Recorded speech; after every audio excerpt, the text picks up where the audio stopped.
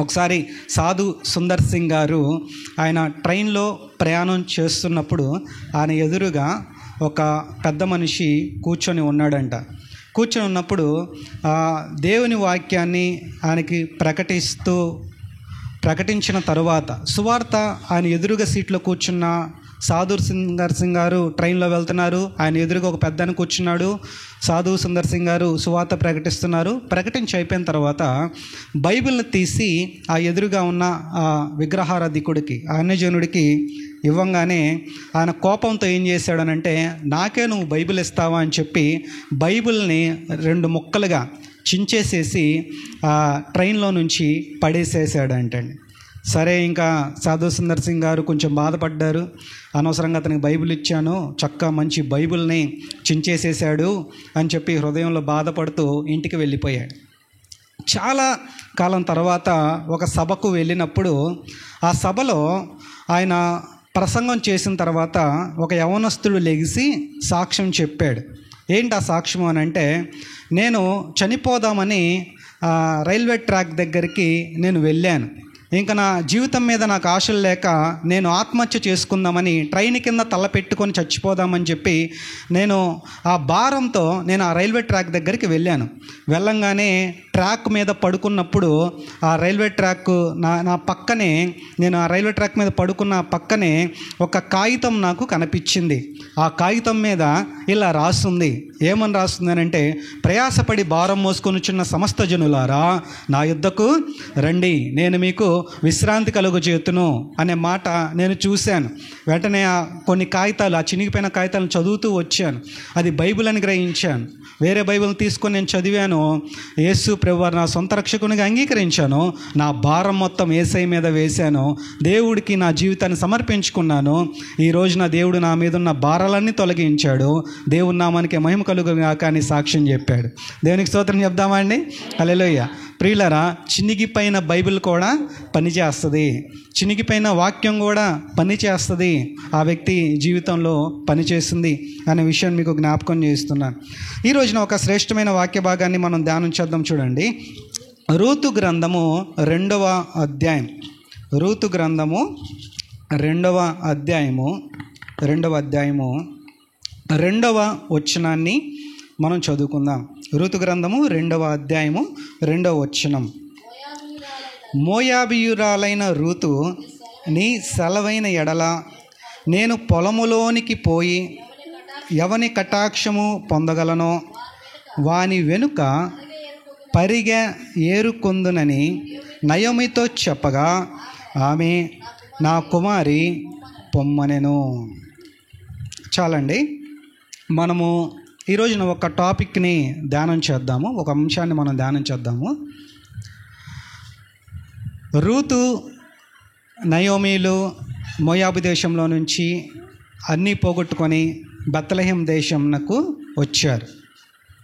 వచ్చిన తర్వాత మరి వాళ్ళ దగ్గర తినటానికి ఆహారం ఏమీ లేదు, పని చేసుకోవటానికి పనులు లేవు, ఏ పని చేయాలో అర్థం కావట్లేదు. అప్పుడు రూతుకి ఒక చక్కని ఆలోచన వస్తుంది. ఏంటి ఆలోచన అని అంటే, వెంటనే తన అత్త అయిన నయోమి దగ్గరకు వెళ్ళి, అత్త నేను పొలంలోనికి వెళ్ళి వస్తాను అత్త అని. ఎందుకమ్మా అని అంటే, నేను పొలంలోనికి వెళ్ళి పరిగెను ఏరుకొని వస్తాను, మనకు తినటానికి ఆహారాన్ని నేను తీసుకొని వస్తాను అని చెప్పి తన అత్త దగ్గర పర్మిషన్ తీసుకొని పొలంలోనికి వెళ్ళి పరిగె ఏరుకున్నట్లుగా మనం చూస్తాం. అవే వాళ్ళకి ఆహారమైనట్లుగా మనం చూస్తాం. ఈ రోజున మన అంశం పేరేంటంటే పరిగె. అందరూ చెప్పండి, మన అంశం పేరేంటండి? పరిగె. సాధారణంగా చాలామంది పరిగె అని చెప్పేసుకుంటూ ఉంటారు. కానీ ఈ రోజున పరిగెను గురించి మనము కొంచెం లోతులోనికి వెళ్ళి కొన్ని ఆత్మీయ పాఠాలని మనము దేవుని వాక్యం ద్వారా మనము నేర్చుకుందాం. పరిగె ఏంటి? ఈ పరిగె నేను మీకు జ్ఞాపకం చేస్తాను. దేవుడు మోషే ద్వారా ఇశ్రాయేలీలకి ధర్మశాస్త్రాన్ని ఇచ్చాడు. ధర్మశాస్త్రంలో 10 ఆజ్ఞలు ఉంటాయి. వ్యభిచరించవద్దు, దొంగిలించవద్దు, నరహత్య చేయవద్దు, నీ పొరుగువానిదేది ఆశింపవద్దు, నీ పూర్ణ హృదయంతో నువ్వు దేవుని ఆరాధించవలెను అని చెప్పుకుంటూ 10 ఆజ్ఞలు ఉంటాయి. 10 ఆజ్ఞలే కాకుండా చాలా ఆజ్ఞలు, ప్రధానమైనవి 10 ఆజ్ఞలు, ఇంకా చాలా విషయాలని ధర్మశాస్త్రంలో దేవుడు రాయించాడు. మీరేం చేయాలో దేవుడు రాసిచ్చాడు. నువ్వు పొలాన్ని పండించేటప్పుడు ప్రథమ ఫలాన్ని దేవుని దగ్గరికి తీసుకొని రావాలి. నువ్వు ఇల్లు కట్టేటప్పుడు ఇంటిపైన పెట్టగోడ కట్టాలి. అలాగే నువ్వు ఏ పని చేసినా నువ్వు ఫలాందిగా చేయాలి. నీ వస్త్రధారణ ఇలాగ ఉండాలి, నీ నడక ఇలాగ ఉండాలి, నీ పడక ఇలాగ ఉండాలి, నీ పని ఇలాగ ఉండాలి, నీ సహోదరుని పట్ల నువ్వు ఇలాగ ప్రవర్తించాలి అని చాలా సంగతులు ఆయన ఇశ్రాయేలీయులకి ధర్మశాస్త్రంలో బోధించాడు. అయితే ధర్మశాస్త్రంలో వాళ్ళ పొలాన్ని గురించి, వాళ్ళ పొలపు పంటను గురించి కూడా ఒక మాటను దేవుడు తెలియజేశాడు. ఏమని తెలియజేశాడంటే జాగ్రత్తగా వినండి.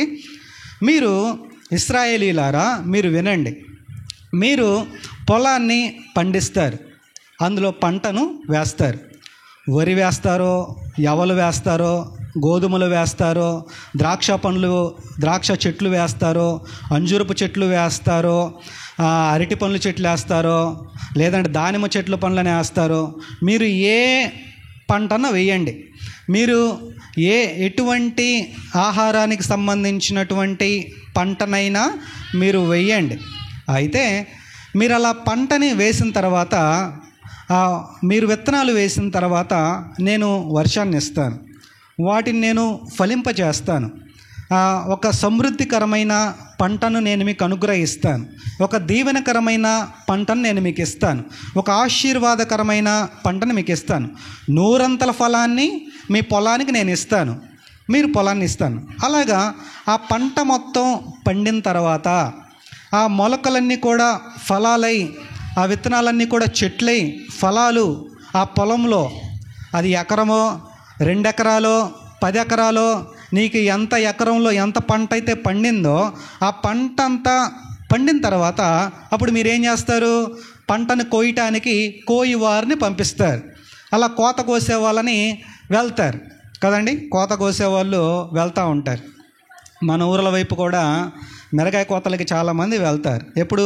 పంట పండిన తర్వాత మిరగాయ కోతలకు వెళ్తారు. మిరగాయ కోతలకు వెళ్ళిన తర్వాత మరి బస్తాలు నింపిన తర్వాత మనలు చిన్న చిన్న కవర్లు కూడా తెచ్చుకుంటారు. ఏం తెచ్చుకుంటారు? మిరపకాయలను తెచ్చుకుంటారు. అలాగా మీరు కోతని కోసిన తర్వాత మీరేం చేయాలి అని అంటే, మీరు మొత్తం కొయ్యకూడదు.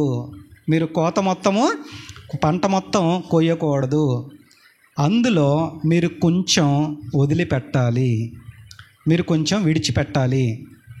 మీరు 10% వదిలిపెడతారో, మీరు 5% వదిలిపెడతారో, మీరు 20% వదిలిపెడతారో నాకు తెలియదు. మీరు కొంచెం, మొత్తం కొయ్యకుండా కొంచెం వదిలిపెట్టాలి. ఒక ద్రాక్ష చెట్టు నుండి, లేదంటే ఒక దానిమ్మ చెట్టు నుండి 100 కాయలు దానికి కాస్తే 96 కాయలను మీరు కోసుకోండి. 4 పండ్లన్నా ఆ చెట్టుకు ఉంచండి, 4 ఉంచండి. పరిగె అంటే అర్థం ఏంటంటే, ఆ మిగిలిన 4 వాళ్ళు కోసిన తర్వాత విడిచిపెట్టిన ఆ 4 పరిగె అని అంటారు. వారు 100 పనలు కట్టలు కడితే 90 పనలు ఆ పంట యజమానుడికి వెళ్ళిపోతే, కోసేస్తే మిగిలిన 10 పనలు ఉంటాయి కదా, ఆ 10 పనల్నే పరిగె అని అంటారు. అనగా వారు విడిచిపెట్టిన వాటినే పరిగె అని అంటారు. చూడండి, లేవియాకాండము 23వ అధ్యాయం, లేవియాకాండము 23వ అధ్యాయము 22వ వచన భాగంలో ఈ విధంగా రాయబడి ఉంటుంది. లేవియాకాండం 23వ అధ్యాయము 22వ వచనములో, మీరు మీ పంట చేను కోయినప్పుడు నీ పొలము యొక్క ఓరలను పూర్తిగా కోయకూడదు, నీ కోతలో రాలిన పరిగెను ఏరుకొనకూడదు. బేదలకును పరదేశులకును వాటిని ఏం చేయాలంటండి? విడిచిపెట్టవలను. నేను మీ దేవుడైన యెహోవాను. ప్రియులారా, అంటే పరిగ అంటే ఏంటంటే, అది ప్రజలు పంటలు పండించినప్పుడు అది విడిచిపెట్టేదాన్ని పరిగ అని అంటారు. ఆ పరిగను ఏం చేయాలి అని అంటే, ఆ యజమానుడు దానిని ఉంచాలి, ఆ పరిగను ఉంచాలి. ఆ పరిగని ఉంచినప్పుడు ఆ పరిగను ఎవరు తీసుకుంటారు అని అంటే, పేదోళ్ళు తీసుకుంటారు, విధవరాళ్ళు తీసుకుంటారు, దిక్కులేని వాళ్ళు తీసుకుంటారు, అనాథలు తీసుకుంటారు, బలహీనులు ఆ పరిగెను తీసుకుంటారు. ఆ పరిగెను మీరు ఉంచాలి. మొట్టమొదటి పాయింట్ ఏంటంటేనండి, మన పంట పండినప్పుడు మన పంటలో మనం ఏం చేయాలి అని అంటే పరిగెను మనము ఉంచాలి. మరి ఉంచుతున్నామా? జీతం వస్తుంది, 5,000 10,000 వస్తుంది. మనం ఏం చేస్తాం? మొత్తం కోసేస్తాం. ఏంటిది? ఆ 10,000ని కోసేస్తాం. పరిగె ఏమన్నా ఉంటుందా? ఉండదు. మళ్ళీ దేవునికి ఇచ్చే అర్పణకి దీనికి సంబంధం లేదు. వాళ్ళు ఇచ్చే దశమ భాగాలు ఇశ్రాయేలీయులు దేవునికి ఇస్తారు. పరిగె వేరు. పరిగె ఎవరికి? పేదలకు, అనాథలకు, విధవరాళ్ళకు అనే మాట మనము చూస్తాం. ప్రియులరా, మరి మన జీతాలలో ఏముండాలి అని అంటే పరిగె ఉండాలి. మన జీవనోపాధులు ఏముండాలి అని అంటే పరిగె ఉండాలి. మనము కొనుక్కున్న బియ్యంలో పరిగె ఉండాలి. మనం తెచ్చుకునే ఆహారంలో పరిగె ఉండాలి. బలహీనులకు ఉండాలి. ఎవరెవరికో మనం ఇవ్వాల్సిన అవసరం లేదు. మన చుట్టాలలోనే ఉంటారు. మన చెల్లో, మన అక్కో, లేదంటే అన్నో, తమ్ముడో, మన వీధిలో వాళ్ళో ఎవరో ఒకరు బలహీనులు ఉంటారు, ఎవరో ఒకరు దిక్కులేని వాళ్ళు ఉంటారు, ఎవరో ఒకరు విధవరాళ్ళు ఉంటారు. వారి కోసం మనం ఏం చేయాలి అని అంటే ఈ పరిగెను ఉంచాలి. మరి ఎప్పుడన్నా మనం ఉంచామా? మనం పరిగె అనేది ఉందా మన పొలంలో? కాబట్టి చాలా ఇశ్రాయేలీయులకు దేవుడు నియమించిన ఆజ్ఞ ఏంటంటే నీ పొలం పంటలో కోత కోసేటప్పుడు నువ్వు పరిగెను వదిలిపెట్టాలి. రెండవ మాట పరిగెను గురించి మనము చూద్దాం. చూడండి, ద్వితీయోపదేశకాండము 24వ అధ్యాయం. ద్వితీయోపదేశకాండము 24వ అధ్యాయం 19వ వచనాన్ని మనం చదువుదాం. ద్వితీయోపదేశకాండము 24వ అధ్యాయము 19వ వచనం.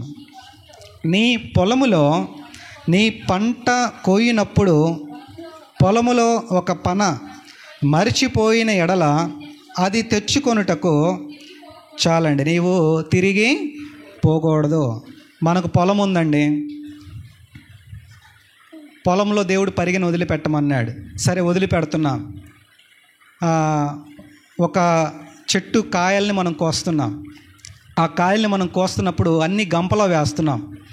గంపలో వేసిన తర్వాత కొన్ని పండ్లు ఏమవుతున్నాయంటే జారి కింద పడిపోతున్నాయి. గంపలోనికి రాకుండా అవి జారి కింద పడిపోతున్నాయి. అలా కింద పడిన దాన్ని నువ్వు తీసుకోకూడదు. ఇంకా చెప్పాలి అని అంటే నువ్వు పంటను నువ్వు కోసుకుంటూ వెళ్ళిపోతున్నావు. ఆ పొలంలో ఉన్న ఆ పంటనంతా నువ్వు కోసుకుంటూ వెళ్ళిపోతున్నావు. అయితే పనలన్నీ తీసుకొని వెళ్ళిపోతున్నావు. నీ వెనకాల ఒక పన ఉంది. ఆ పనను నువ్వు మర్చిపోతే ఆ పనను నువ్వు తీసుకోవటానికి నువ్వు మరలా వెనకకు వెళ్ళకూడదు. తిరిగి ఆ పన దగ్గరికి నువ్వు వెళ్ళకూడదు. ఆ పరిగె దగ్గరికి నువ్వు వెళ్ళకూడదు. నువ్వు కోసుకుంటూ ముందుకు వెళ్ళిపోవటమే. నువ్వు విడిచిపెట్టిన దాన్ని మరలా వెనకకు వెళ్ళి ఆ పరిగెను తెచ్చుకోకూడదు. అంటే పరిగె దగ్గరికి వెళ్ళకూడదు, యజమానుడు వెళ్ళకూడదు. అర్థమవుతుందా అండి? నీ పొలంలో ఏ పరిగైతే ఉందో, నువ్వేదైతే పేదలకు అనాథలకని నువ్వు విడిచిపెట్టావో ఆ పరిగె దగ్గరికి నువ్వు వెళ్ళకూడదు, దాని దగ్గరికి వెళ్ళకూడదు. చాలామంది ఏం చేస్తున్నారు చెప్పమంటారా? పరిగె దగ్గరికి వెళ్తున్నారు. పరిగె దగ్గరికి వెళ్ళి ఇది నా పరిగె అని ఫోటోలు తీసుకుంటున్నారు. దేవుడు ఏం చెప్పాడు? పరిగె దగ్గరికి నువ్వు వెళ్ళకూడదు, నువ్వు వదిలిపెట్టేసావు. చాలామంది ఏం చేస్తున్నారంటే ఇది పరిగె, ఇదిగో ఈ విధవరాలకు నేనే ఇచ్చాను, చీర ఇచ్చాను, దుప్పటి ఇచ్చాను, తర్వాత మంచం ఇచ్చాను, వెళ్ళి ఆ పరిగె దగ్గరికి వెళ్ళి ఏం చేస్తున్నారు? ఫోటోలు. పరిగె దగ్గర కెమెరాలు పెట్టకూడదు. నీ కుడి చేయి చేసేది నీ ఎడమ చేతికి తెలియకూడదు. పరిగె దగ్గర నీ ఫోటో అంటించుకోకూడదు. చాలామంది ఏం చేస్తున్నారంటే ఏదన్నా ఇచ్చినప్పుడు ఫోటో అంటించుకుంటున్నారు దాని మీద, ఆ చీర మీద, ఈ చీర నేనే ఇచ్చాను, ఈ దుప్పటి నేనే ఇచ్చాను. నీ ఫోటోలు ఏ పాస్టర్ గారి ఫోటో కూడా దాని మీద వేయకూడదు. పరిగె మీద ఫోటోలు వేయకూడదు. పరిగె దగ్గరికి కెమెరాలు పెట్టకూడదు. పరిగె గురించి నువ్వు ప్రచారం చేయకూడదు. పరిగె గురించి ఏం చేయకూడదు? ప్రచారం చేయకూడదు. ఈ పరిగె నేనే విధవరాలకి ఇచ్చాను, ఈ పరిగె నేనే పేదలకు ఇచ్చానని నీ ముందర బోర ఊదించకూడదు.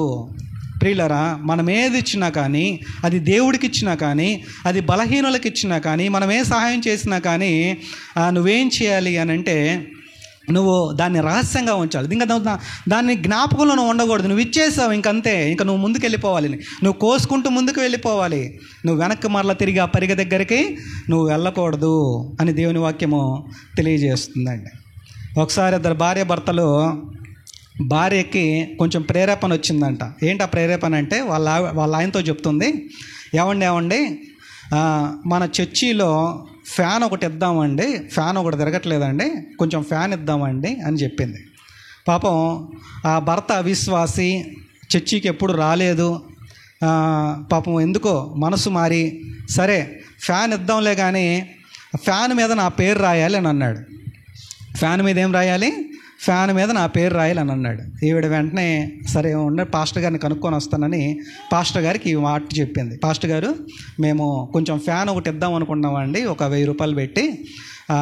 అయితే ఒక కండిషన్ అండి మా ఆయన పెట్టాడు, మీ మన చర్చికి ఫ్యాన్ ఇవ్వాలి అని అంటే దాని మీద ఆయన పేరు రాయమంటున్నాడు అండి అని చెప్పాడు. అలా చెప్పిన తర్వాత పాస్టర్ గారు కొంచెం ఆలోచించి, అలా చేయకూడదు కదమ్మా అని అంటే, మీరు అలా చేయకపోతే ఫ్యాన్ రాదండి, నేను మొక్కుకున్నాను మరి ఫ్యాన్ ఇద్దామని. లేదమ్మా అలా చేయకూడదు, అలా రాయకూడదు అని అంటే, మీరు ఏం చేస్తారో తెలియదు, ఫ్యాన్ మీద పేరు ఉంటేనే మేము ఫ్యాన్ ఇస్తామండి, కానీ మేము ఇస్తామండి. నువ్వు ఫ్యాన్ ఇవ్వకపోయినా పర్లేదమ్మా అని అంటే, ఫ్యాన్ మేము ఇస్తాం, ఫ్యాన్ మీద పేరు కూడా ఉండాలని బలవంత పెట్టాను.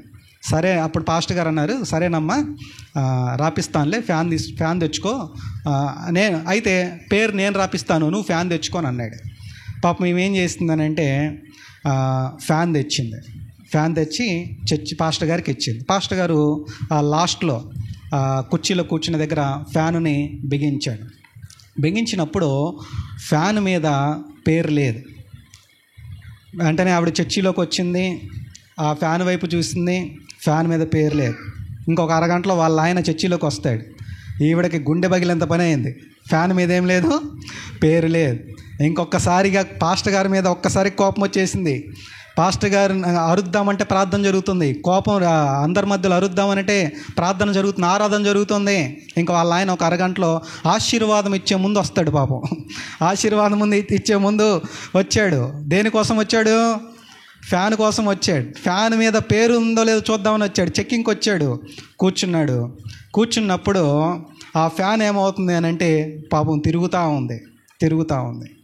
తిరుగుతూ ఉన్నప్పుడు పేరు కనబడొద్దా? మరి కనపడదు. అంత ఎర్రటి ఎండలో, అంత ఎండాకాలంలో అక్కడున్న విశ్వాసులందరికీ ఫ్యాన్ ఆఫ్ చేయండి అర్జెంటుగా అని అన్నాడు. ఎండ కూడా ఫ్యాన్ తిరుగుతుంటే, లేదు ఆ ఫ్యాన్ ఇప్పుడు కాదు ఎప్పుడు తిరగకూడదు, అలాగే ఉండాలి, నా పేరు దాని మీద కనబడాలి, ఫ్యాన్ ఆఫ్ చేయండి అని ఆజ్ఞాపించాడు. ఫ్యాన్ ఆఫ్ చేశాడు. ఫ్యాన్ ఆఫ్ చేయగానే పేరు లేదు. ఇంకంతే, సడన్గా లేచి ప్రార్థనలోంచి ఇంటికి వెళ్ళిపోయాడు. ప్రార్థన అయిపోయిన తర్వాత పాస్టర్ గారి దగ్గరికి సీరియస్గా వచ్చింది ఆవిడ. సీరియస్గా వచ్చి, ఏంటని పాస్టర్ గారు, పేరు రాపించమన్నాను, మీరు రాపించలేదు, ఇంటికి వెళ్తే నేను ఇంటికి కాదు వెళ్ళాల్సింది, నేను ఏ చెరువులోకి వెళ్ళి దూకి చచ్చిపోతాను, ఇంటికి వెళ్తే బతకనేవాడు అని ఆవిడ ఏడుస్తుంది. అమ్మా నీకేం చెప్పా? రాపిస్తానని చెప్పా. ఆయన ఏమన్నాడు? నిన్ను కూడా రాపించమన్నాడు. మరి ఎక్కడ రాపించారు అని అంటే, రెక్కల కింద నేను రాయించలేదు, రెక్కల పైన రాపించాను అన్నాడు. దేవునికి స్తోత్రం చెప్పండి. హల్లెలూయా. ఆయనకి అదే చెప్పు, నువ్వు రాపించమన్నావు, రెక్కల కింద నేను రాపించలేదు, రెక్కల పైన నేను రాపించాను అన్నాడు. ప్రియులారా, అలాగే మనం ఏది ఇచ్చినా కానీ మన పేరు రెక్కల కింద ఉండకూడదు. ఎక్కడ ఉండాలి? రెక్కల పైన ఉండాలి. రెక్కల పైన ఉండాలి అంటే అది రహస్యంగా ఉండాలి. అప్పుడు దేవుడు, రహస్యమందు చూచున్న నీ తండ్రి నీవు ఏం చేసినా నీకు ప్రతిఫలాన్ని ఇస్తాడు. అక్కడ అదే మాట రాస్తాడు. చూడండి, ఇందాక చదివాం ద్వితీయోపదేశ కాండము 24వ అధ్యాయము 19వ వచన భాగంలో, నీ దేవుడైన యెహోవా నీవు ఎప్పుడైతే అలా వదిలిపెడతావో, నీవు చేయు పనులన్నిటిలోనూ నిన్ను ఆశీర్వదించినట్లు అది పరదేశులకును తండ్రి లేని వారికి విధవరాండానికి ఉండవలెను. నీవు చేసే పనులన్నిట్లో కూడా అప్పుడు దేవుడు ఏం చేస్తాడంటే నేనేం చేస్తాడు? ఆశీర్వదిస్తాడు. ఎప్పుడు? నువ్వు పరిగె దగ్గరికి వెళ్ళనప్పుడు. పరిగె దగ్గరికి మనము వెళ్ళకూడదు. ప్రియులారా, పరిగ అనేది లేకుండా మనం చేయకూడదు, దాన్ని పూర్తిగా మనము కొయ్యకూడదు. పరిగ అది బేదలకు విధవరాలకి విడిచిపెట్టేది. పరిగ ఇంకా దేనికి సాదృశ్యంగా ఉందో మనం చూస్తున్నాం. చూడండి, మీకా గ్రంథము 7వ అధ్యాయం. మీకా గ్రంథము 7వ అధ్యాయము 1వ వచనం నుండి మనం చదువుదాం. మీకా గ్రంథము 7వ అధ్యాయం 1వ వచనం నుండి. వేసవి కాలపు పండ్లను ఏరుకొనిన తరువాతను, ద్రాక్ష పండ్ల పరిగ ఏరుకొనిన తరువాతను ఎలాగుండెనో నా స్థితి అలాగే ఉన్నది. ద్రాక్ష పండ్ల గెల ఒకటియు లేకపోయేను, నా ప్రాణమునకు ఇష్టమైన యొక్క కొత్త అంజూరపు పండ్లైన లేకపోయేను. భక్తుడు దేశములో లేకపోయేను, జనులలో యథార్థపరుడు ఒక్కడునూ లేడు. అందరూ ప్రాణహాని చేయుటకై పొంచి ఉండేవారే. ప్రతి మనుష్యుడును కిరాతకుడై తన సహోదరుని కొరకు వలలను వగ్గును. ఇక్కడ పరిగ దేనికి సాదృశ్యంగా ఉంది అని అంటే, ఒక నీతిమంతుడికి, ఒక యథార్థవంతుడికి, ఒక భక్తుడికి ఈ పరిగె సాదృశ్యంగా ఉంది.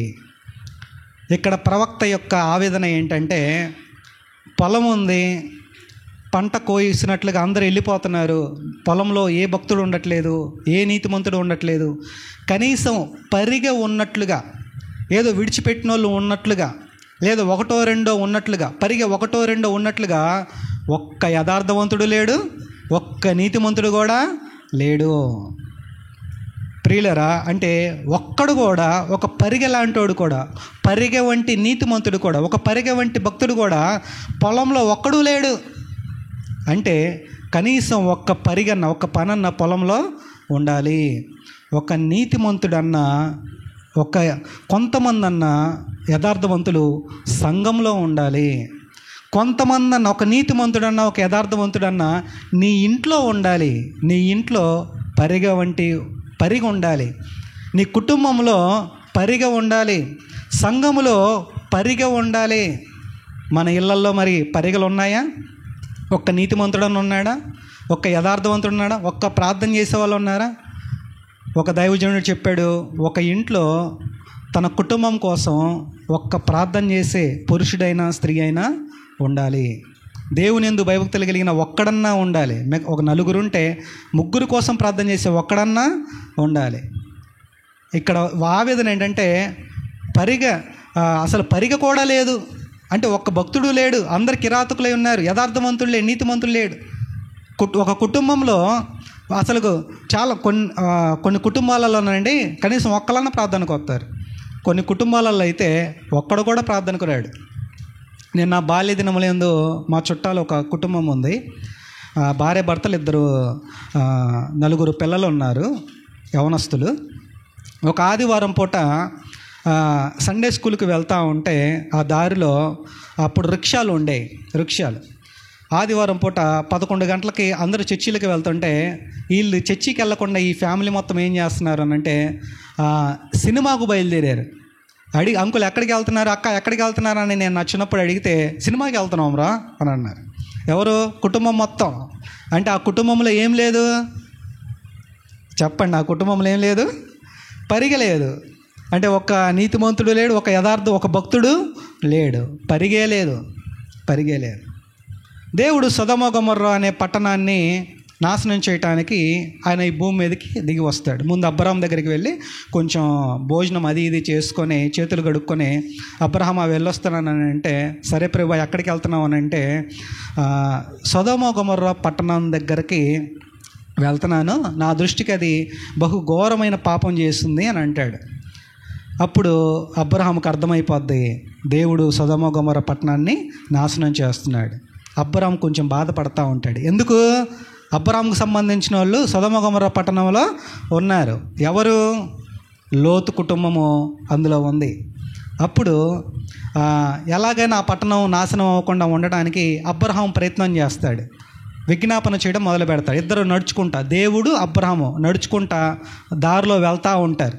అలాగా రోడ్డు మీద నడుచుకుంటూ వెళ్తూ ఉంటే పక్కనున్న దేవుణ్ణి ఇలా అడుగుతాడు, ప్రభువా అందులో 50 మంది నీతిమంతులు ఉంటే ఆ పట్టణాన్ని నువ్వు రక్షిస్తావా అని అంటాడు.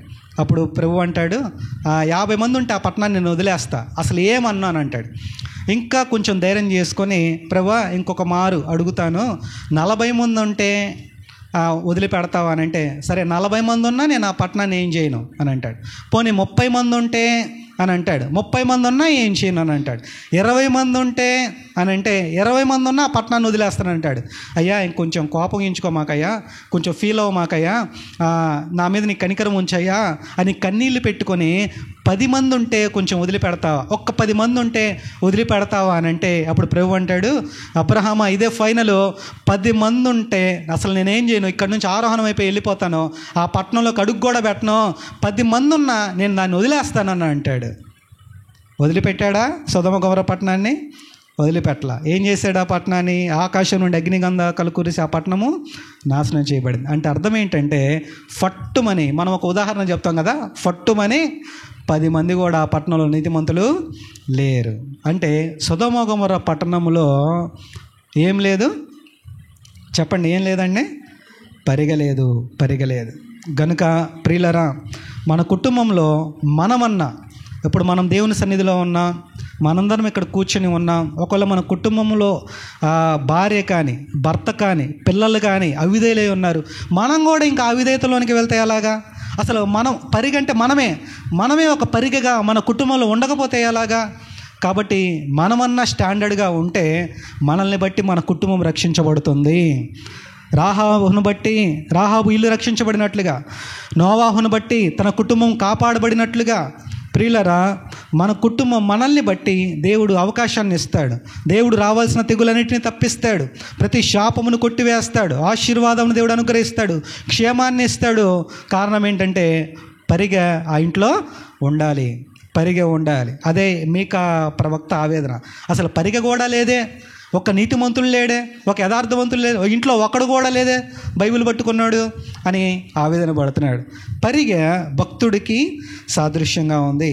ప్రియులరా, 5వదిగా పరిగె దేనికి సాదృశ్యంగా ఉందో జ్ఞాపకం చేస్తాను చూడండి. మరొక మాట, పరిగె దేనికి సాదృశ్యంగా ఉంది అని అంటే న్యాయాధిపతులు 8వ అధ్యాయం, న్యాయాధిపతులు 8వ అధ్యాయము 2వ వచన భాగంలో,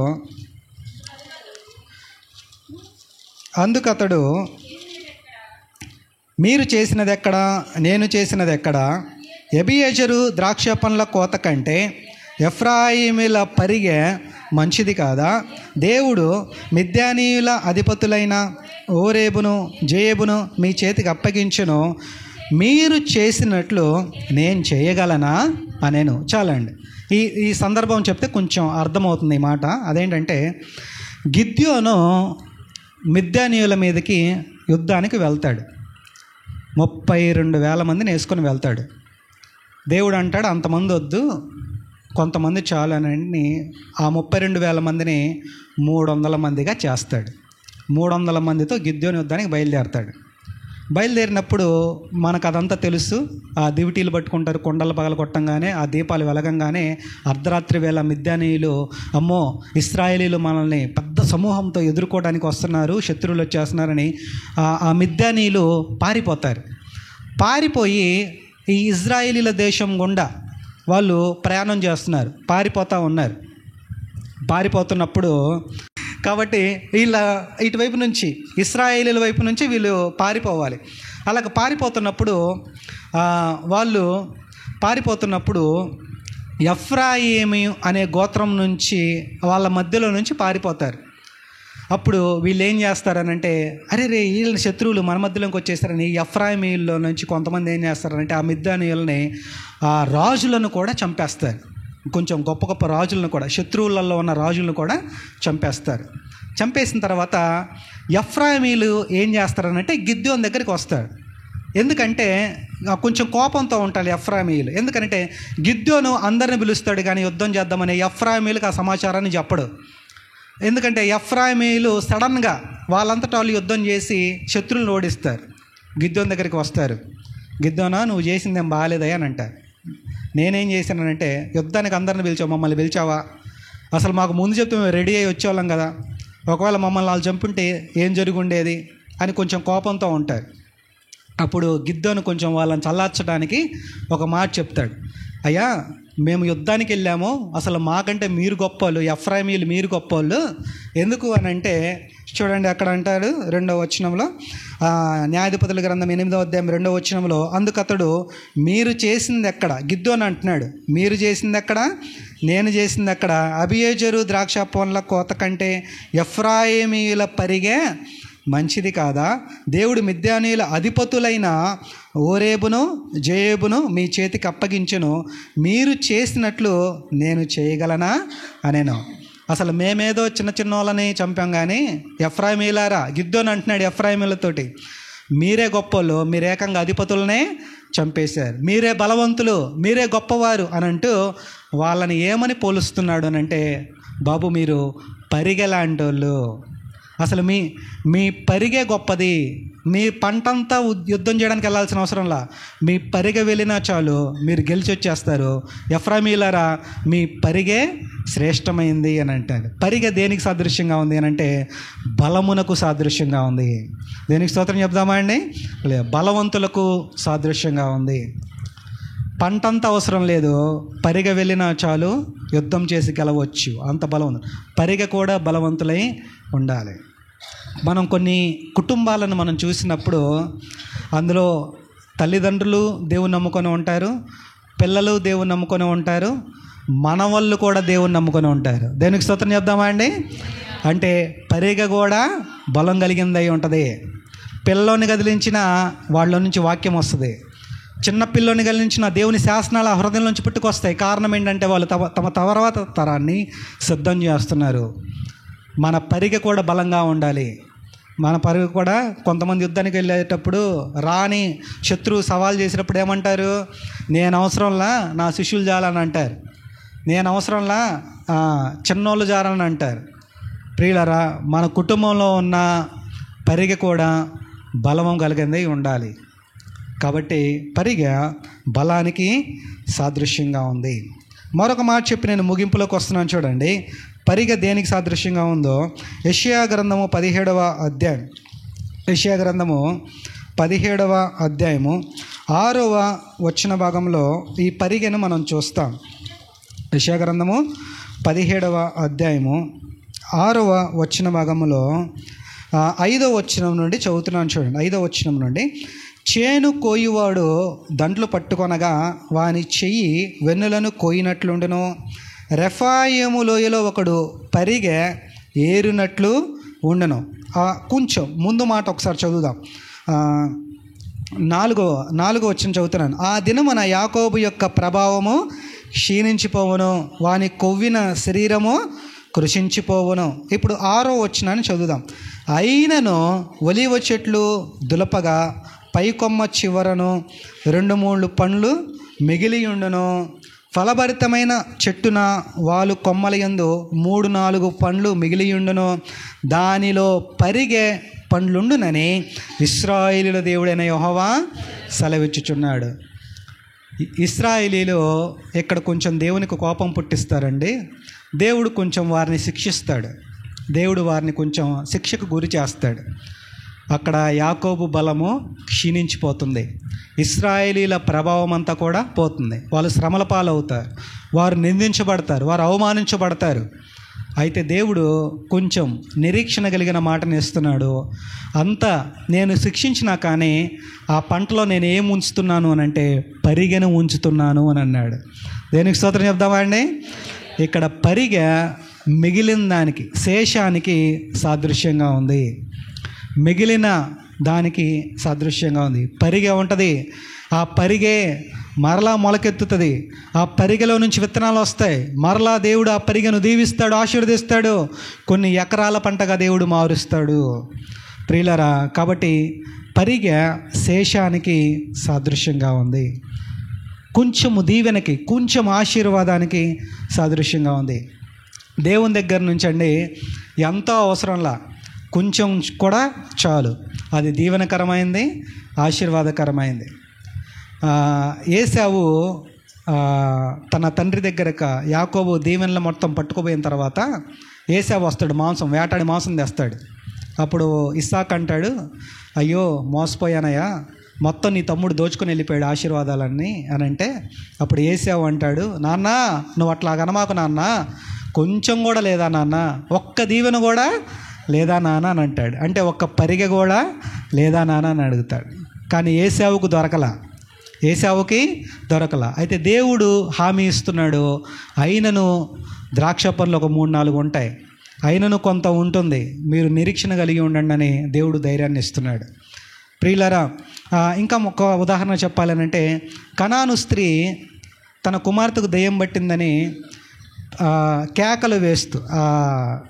కేకలు వేస్తూ ప్రభువుని శిష్యుల్ని వెంబడిస్తుంది. అప్పుడు యేసు ప్రభు ఏమంటాడు, అమ్మా పిల్లల రొట్టె తీసుకొని కుక్క పిల్లలకు వేయుట యుక్తము కాదు అని అంటాడు. అప్పుడు ఆమె ఏమంటుందంటే, అవును ప్రభువా, పిల్లల రొట్టె తీసుకొని కుక్కలకు వేయకూడదు. అవును, నేను కుక్కనే, కనీసం పిల్లలు వదిలిపెట్టినవి కుక్క పిల్లలు తింటాయి కదా అని అంటాడు. అదన్నా నాకు ఇవ్వు అంటే, ఆ పరిగె లాంటిదన్న ఇవ్వు. వాళ్ళు ఏం చేస్తారు, ఆ రొట్టెలు నీ పిల్లలు మనుషులు ఆ రొట్టెలను తిన్న తర్వాత పరిగెలాగా వదిలిపెడతారు కదా. నా మాట అర్థమవుతుందా అండి? ఆ విధవరాళ్ళకి బేదలకు వదిలిపెట్టినట్టుగా, ఏదో కుక్కలకు వదిలిపెట్టినట్టుగా పరిగె ఉంటుంది కదా, పరిగె లాంటి పంట ఉంటుంది కదా, అదే నాకు ఇవ్వు అని అంటది. ప్రియులరా, ఆ కుక్క పిల్లలు తినే రొట్టెలు మనకు దొరికినా చాలు, అది చాలా ఆశ్చర్యకరమైన ఆశీర్వాదాన్ని దేవుడు ఇస్తాడు. కాబట్టి మనము కుంగిపోకూడదు, ఆ పరిగెను మనం కోరుకోవాలి, అది కూడా చాలా శ్రేష్టమైంది. అప్పుడు ప్రభు అంటాడు, అమ్మ నీ విశ్వాసం గొప్పది అని అంటాడు. కాబట్టి ప్రియులరా, పరిగె శేషానికి సాదృశ్యంగా ఉంది. మనలో నుంచి శేషం పుట్టుకు రావాలి. మన పూర్వతరాలు గతించిపోయినా పర్లేదు, మన తర్వాత తరము దీవెనకరంగా ఆశీర్వాదకరంగా ఉండేటట్లుగా మనం సిద్ధం చేయాలి. ఒక శేషాన్ని మనం తయారు చేయాలి. కాబట్టి ప్రియులరా, పరిగె శేషానికి సాదృశ్యంగా ఉంది.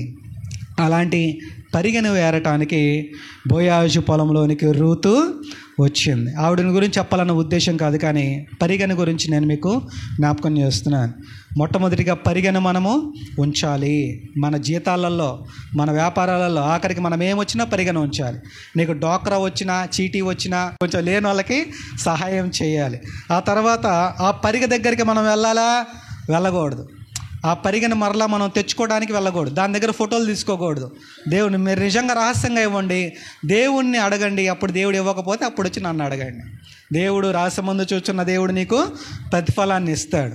ఇచ్చేయి, ఎవరికి తెలియకుండా ఇచ్చేయి, దేవుడు దీవిస్తాడు, ఆశీర్వదిస్తాడు.